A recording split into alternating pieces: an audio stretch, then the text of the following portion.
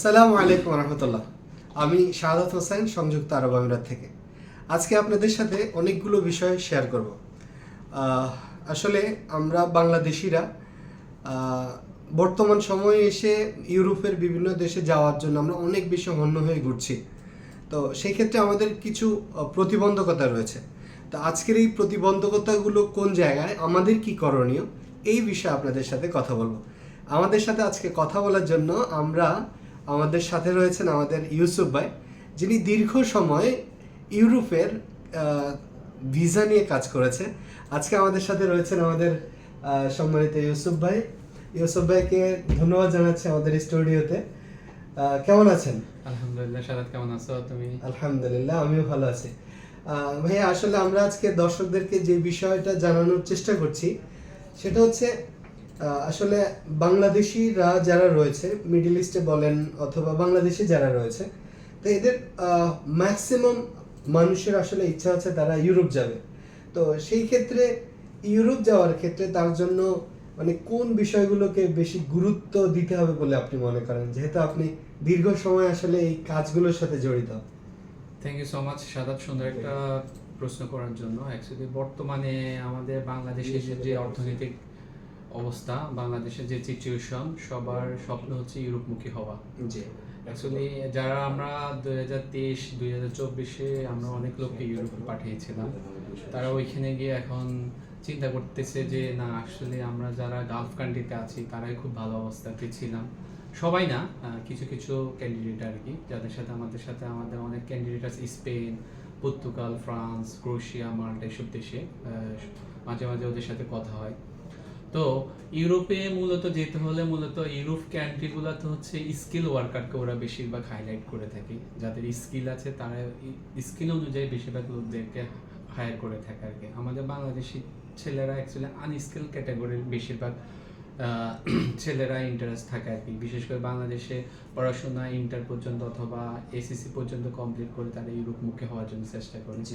তো পড়াশোনা আপনি যাই করেন না কেন কোনো সমস্যা নেই, কিন্তু পড়াশোনার পাশাপাশি যদি আপনি যে কোনো একটা কাজে দক্ষতা থাকে, আপনি বিশেষ করে প্লাম্বিং, ইলেকট্রিশিয়ানশিপ, ওয়েল্ডার, মেশিন অপারেটর, এইসব ক্যাটাগরির যদি কাজের স্কিল থাকে, তখন আপনার ইউরোপ যাওয়াটা আপনার জন্য খুবই সহজ হয়ে যাচ্ছে।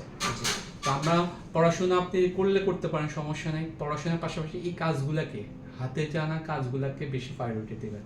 হাতে কাজ না থাকলে কেউ আপনাকে হায়ার করবে না। আমরা যদি কোনো একটা প্রতিষ্ঠানে পড়াশোনা করতে যাই, ওইখানে আপনার পড়াশোনা না করলে কিন্তু আমরা পাস করা যায় না। তদ্রূপ আপনার ইউরোপ যে কোম্পানি আপনাকে হায়ার করবে, কি কারণ হায়ার করবে, তার কোম্পানিতে তো আপনাকে কাজ করতে হবে। ওই কাজটা না জানলে আপনি ওইখানে কি সার্ভিসটা দেবেন। তো ওইটার জন্য আপনাকে যে কোনো ধরনের কাজে দক্ষতা হতে হবে, আর বিশেষ করে ভাষাতে দক্ষতা হতে হবে। আপনি সাপোজ জাপানের এখন অসংখ্য ছেলেদেরকে হায়ার করতেছে, কিন্তু তার জন্য একটা করণীয় হচ্ছে তাদের একটা ল্যাঙ্গুয়েজ। তাদের ল্যাঙ্গুয়েজে যদি আপনি পারদর্শী হন, দেন তাহলে আপনি জাপানের জন্য অ্যাপ্লাই করতে পারেন। এখন ইজিলি ওইখানে ভালো একটা স্যালারি পাচ্ছেন, জাপানে 2 থেকে 3 লাখ টাকার মতো স্যালারি। পাশাপাশি এটার জন্য একটা করণীয় হচ্ছে তাদের ভাষা দক্ষতা। আপনি যখন আমি রিসেন্টলি কিছুদিন আগে সৌদি আরব গিয়েছিলাম ওমরা করার জন্য। তো আমি আরবি ভাষাতে দক্ষ না, আমি ওইখানে গিয়ে মানে এমন একটা পরিস্থিতি মোকাবেলা হয়েছি, কোনো কিছু কিনতে গেলে ওইখানে এক চেটে আরবি চলে।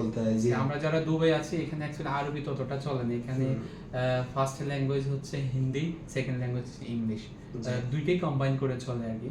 তো আরবিটা না পারার কারণে কি যে একটা হ্যাসেলে পড়েছি, মানে যারা এই জিনিসটা বাইরের দেশে যান তারাই এই জিনিসটা ভালোভাবে বুঝেন, তারা বলা যাবে না।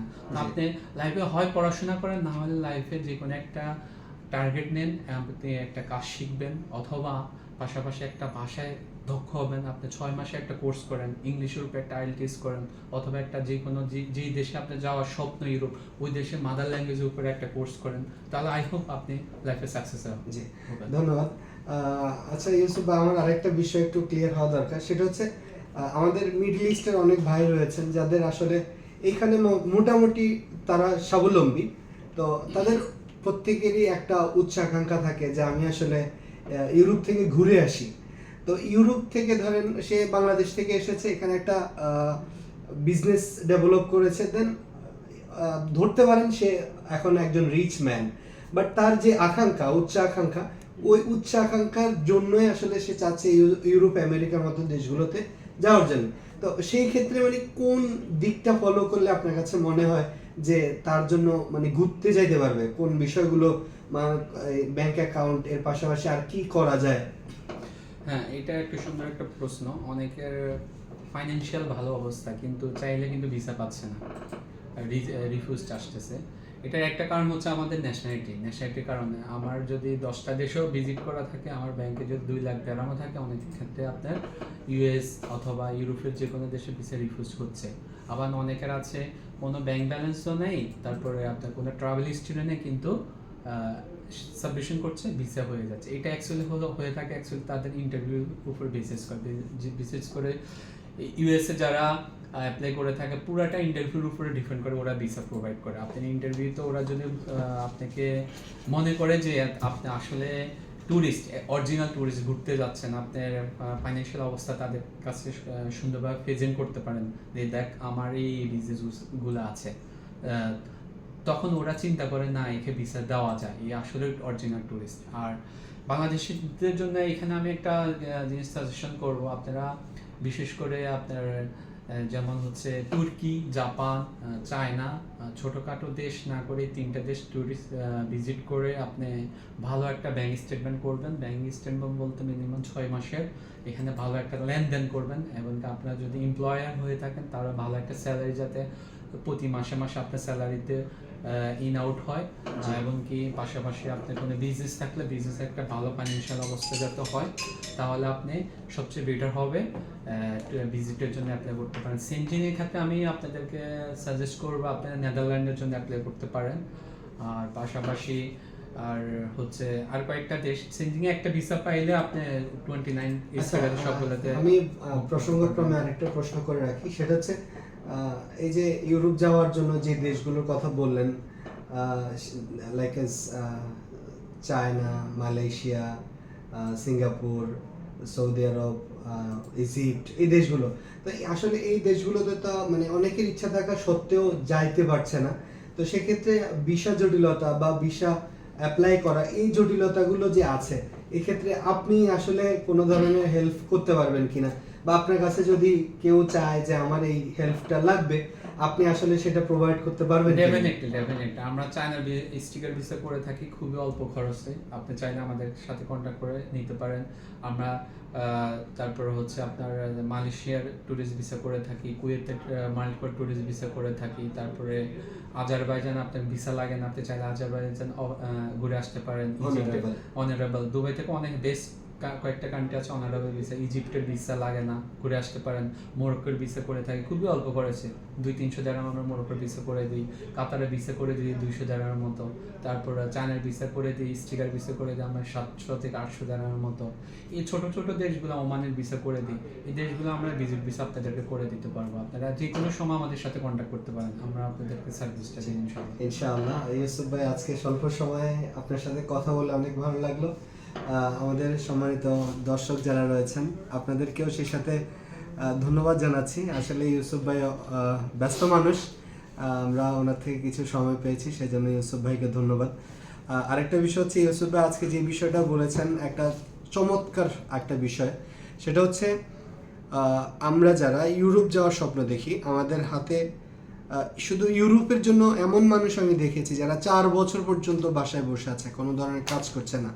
নেভার এভার আপনি এরকম করিয়েন না প্লিজ। আপনাদের সবার প্রতি আমার পরামর্শ থাকবে, অ্যাটলিস্ট প্লিজ আপনি 6 মাসের জন্য যে কোনো একটা কোর্সে ভর্তি হন। ওয়েল্ডিংয়ের কাজ করেন, কনস্ট্রাকশনের কাজ করেন, মেশিনের কাজ করেন, টাইলস লেয়ারের কাজ করেন, অর্থাৎ আপনাকে অবশ্যই কোনো না কোনো একটা কাজ আপনাকে পারদর্শী হতে হবে। আমি যদি পারদর্শী না হই, আমাকে পৃথিবীর কেউই আমাকে মানে ঘরে বসে বসে কেউ আমাকে স্যালারি দিবে না। So please my request, any cost and any how, একটা বিষয় আপনাকে যোগ্যতা অর্জন করতে হবে।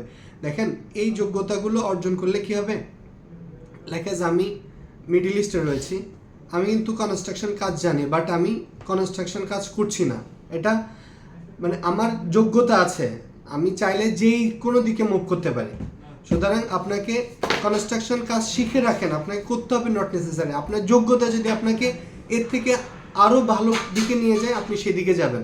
বাট আপনাকে শিখতে হবে হাতের কাজগুলো, টুকটাক বাড়িতে বসে না থেকে যারা বাড়িতে এই কাজগুলো যারা করেন তাদের তাদের সাথে মানে কাজে সময় দেন, বাড়িতে টুকটাক কাজ করেন, বিভিন্ন কোর্স আছে এগুলোতে ভর্তি হন, গভর্নমেন্ট রিলেটেড অনেকগুলো আছে। আপনাদের বাজারে দেখবেন অনেকগুলো ওয়েল্ডিং দোকান আছে, ওইগুলোতে যান, 6 মাসে একটা ট্রেনিং নেন। সুতরাং এই এই এই বিষয়গুলো আপনাদের প্রতি সবিনয় অনুরোধ রইল। আরেকটা বিষয় আপনাদেরকে বলে রাখি, সেটা হচ্ছে আমরা দীর্ঘদিন যাবৎ আসলে ইউরোপের ভিসা নিয়ে কাজ করছি। এর মধ্যে সেনজিং দেশের বিষয়গুলো প্রায় দুর্লভ হয়ে উঠেছে। বাট বর্তমানে নর্থ ম্যাসেডোনিয়া, সার্বিয়া এবং মন্টিনিগ্রো, এই বসনিয়া, এই 4টা দেশ মোটামুটি বাংলাদেশিদের জন্য অনেক ভালো ভিসা প্রোভাইড করছে। সো প্লিজ আপনারা যদি কোনো কাজের দক্ষতা থাকে, যোগ্যতা থাকে, আপনারা আমাদের সাথে যোগাযোগ করুন। ইনশাআল্লাহ আমরা রয়েছি আপনাদের সাথে। ভিসা না হলে অন্তত আপনার টাকার ক্ষতিগ্রস্ত হবেন না, ভিসা না হলে অন্তত আপনার কোনো ধরনের মানে প্রতারিত হবেন না, এই নিশ্চয়তা আপনাদেরকে দিচ্ছি। আপনারা সবাই ভালো থাকুন, ধন্যবাদ, আসসালামু আলাইকুম।